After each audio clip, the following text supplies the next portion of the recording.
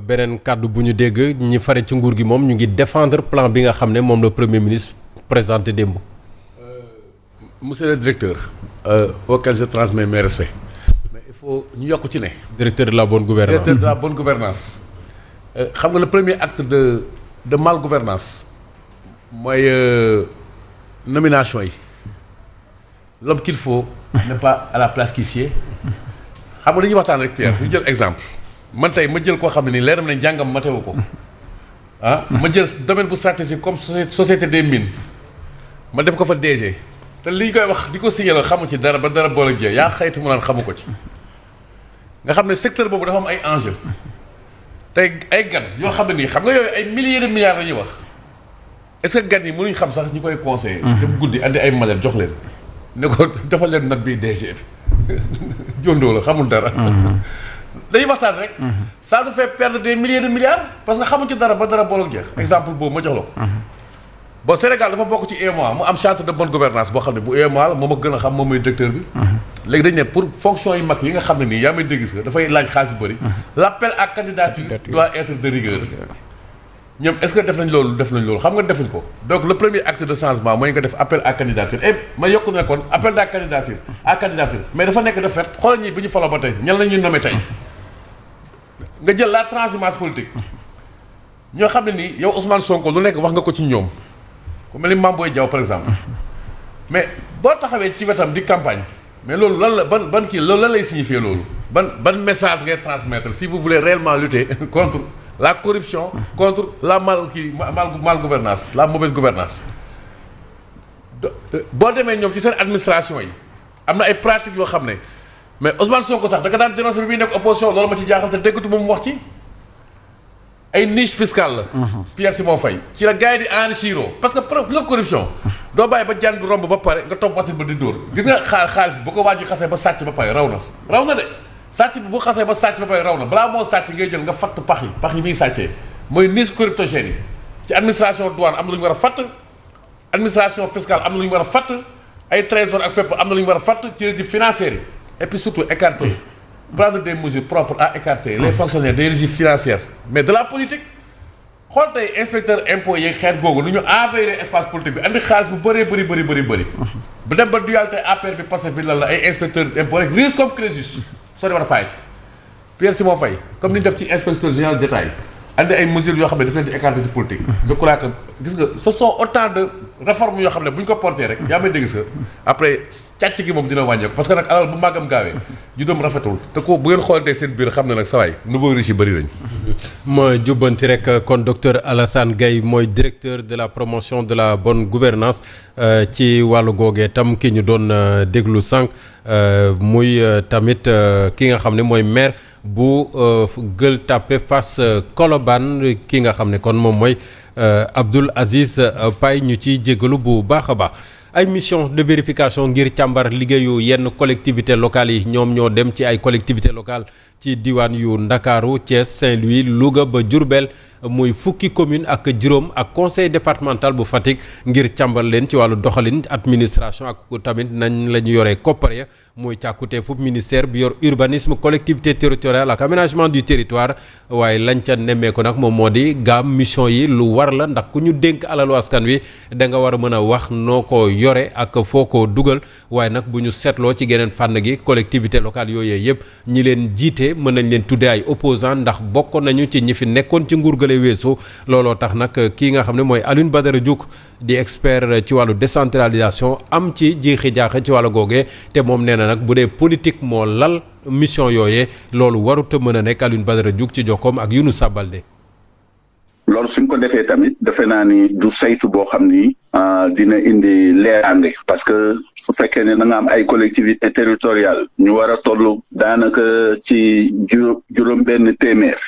war ngaa soo dee saytu nga seet ñi nga xam ne ni ñii dañoo ànd ak yow ak ñi àndal ak yow nga dugal ñooñu ñëpp ci benn saak donc suñuy saytu ñu saytoo ñëpp mais su fekkee ni da nga ciblé Louga ciblé Saint-Louis ciblé Pikine ciblé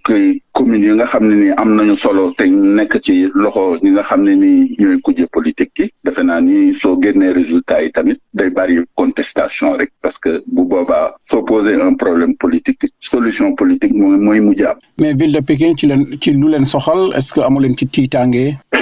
non ville de Pikine defe naa ni bokk na ci communes yi gën a leer ci wàllu gestion. juk expert ci wàllu décentralisation waaye itam nekk adjoint au maire de la ville de Pikine Younoussa Baldé lii jiixi jaaxa bi mooy collectivité locale yi ñuy càmbar ay opposants ñoo leen jiite. voilà foofu mooy problème bi mais mission de vérification administrative ak financière en tant que telle sur le principe ñoom sax d'accord nañ ci te d'ailleurs avant may commencer enregistrement de démb dafa ma doon ne collectivité territoriale bu toog 1 an te jotoo benn mission corps de contrôle da ngay tiit waaw da nga war a tiit te ñoom sax dañuy bëgg corps de contrôle yi di ñëw. am na ay voilà pour ñu mun a xam ñoom est-ce que dañoo nekk ci seen liggéey bi quoi ñu càmbar seen liggéey te am na ay collectivités locales territoriales yoo xam ne ñoom seen biir dañuy def ay genre corps de contrôle en tout cas des structures yoo xam ne kuréel yoo xam ne day ay audit interne quoi pour vraiment jéem a redresser yenn yi jéem a conseiller ainsi de suite quoi loolu moom sur le principe y a pas de souci quoi mais problème bi mooy boo xoolee fii c'est 16 collectivités territoriales seulement 15 communes je pense ak président à benn conseil départemental mooy de Fatick quoi sur combien de collectivités territoriales au Sénégal sur plus de 500 collectivités territoriales foofu la interrogation yi nekk l'un dans l'autre waruñu defee mbir mi pour politique parce que voilà Abdoulaye Timbo ville de Pikine c'est l'ancien pouvoir l'ancien régime Louga ancien régime Saint-Louis ancien régime keneen ak keneen ancien régime ñu profité ci mbir mi gis ci ay erreur amaana sax erreur yoo xam ne mënuñ laa yóbbu sa prison wala mënuñ laa indil benn problème dañ laa war a verbaliser wala yàq wala ñu profité ci on va vers des élections locales dans 1 an et demi ñu profité ci yàq sa der diaboliser la auprès de la population loolu dañ ko war a bàyyi dañu warul politiser mbir mi te dañoo war a jël les collectivités territoriales dans leur entièreté ñu xool ñu génnee les rapports bu ñu génnee les rapports après ñu xool mais nag am na ay communes yoo xam ne ils vont pas se laisser faire parce que commune bu mel ni Pikine boobu laa gën a maîtriser ñu wër maire bi yaa que des politiques ils sont très futés en politique ñoom Aline Badara Diouf xam nañu lan mooy politique boo ci naree indi politique bu jotee ils vont apporter la riposte politique. defante bi dina kii tamit waa Saint-Louis ñi nga xam ne nii déjà ñoom ils sont très remonté ak lu seeni maire di dund boo ci naree indi politique le moment venu dañuy indi la réponse politique te loolu jaru ko normalement c'est dans l'ordre normal des choses que communes yi ñu saytu leen parce que alalu askan wi la ñu yor mais waruñu ko politiquer nañu dem aussi nañu publier aussi wala nañu dem ci ay communes yoo xam ne tamit ils sont pas de l'opposition bu dee def nañu tamit lu ñu warul def ñu wone ko au grand jour ñu wax ko mais nii moom tout laisse à croire que il y a des soubassements politiques comme ni nga ko waxee yàq der moom manipulation bi ak yàq der doomu adama moom depuis quelques années loolu moom surtout ci politiciens yi moom voilà bari na lool avec ce que l'on voit actuellement te loolu warul demee noonu dañ ko war a def de façon équitable ñëpp ñu yemale ñëpp ñu def ko comme nu mu ko waree parce que corps de contrôle yi tamit dafa bëri am na ay corps de contrôle yoo xam ne ça ne dépend même pas du ministère ñoom c'est des corps de contrôle très indépendants ñooñu voilà ñoom dañoo comme ku dem ville de Pikine kooku dem na fa déjà ils ont fait presque plus de 15 jours là-bas la ville de Pikine léegi lan la ñuy xaar c'est le pré-rapport ñu jokk les autorités locales après ñu càmbar ko après ñu delloo ñu def c'est par rapport aux observations ñu apporter seeni réponses ñu delloo ko avant le rapport final mais l'un dans l'autre vraiment nañu défier fii ci anam bu jaar yoon comme ça que vraiment ñu bañ ko politiser daal Simon parce que on va vers des élections te doon na ay mairies yu important sur l'échiquier politique doon na ay mairies yoo xam ne boo leen gagné rek en perspective de la présidentielle de 2029 am nga atu bu bëri. jërëjëf Younoussa Baldé jërëjëf Thierno Diop. bon week-end merci beaucoup ba altine ak jàmm. merci beaucoup sunu borom jërëjëf ñu yendu jàmm. dégg ngeen démb boulanger yi ñoom di jàmbat ne njëgu mburu mi ak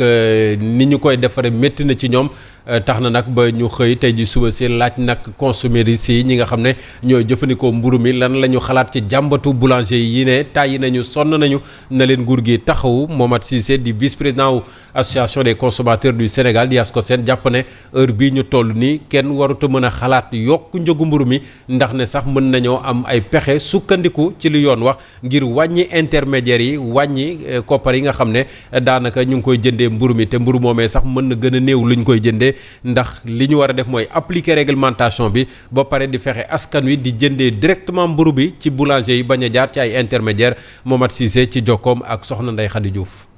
bi ñu defee réunion bi mujj ak ministère du commerce ministre bi démontré na ne leen mburu mi mën na wàcc ñoom xam nañ ne blé bi yokkuwul te blé bi mooy 70%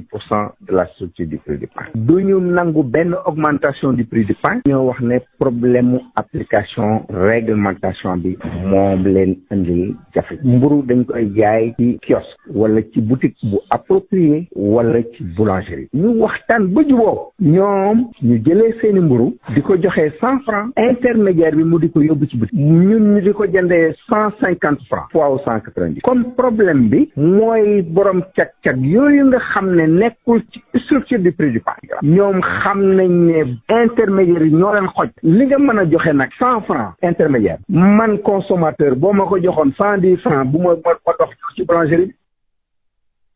leen ci wàllu xibaar ba léegi ak jàmbatu ñi nga xam ne ay opérateur la ñu nekk ci réseau AFTU bi nekk fii ci Ndakaaru wala feneen ñoom nag ñu ngi doon jooytu billet yi nga xam ne dañ koy jaayee jaarale ko ci jumtukaay yu xarala yi ne benn société moom moo ko fi yor te loolu nag warut a mën a am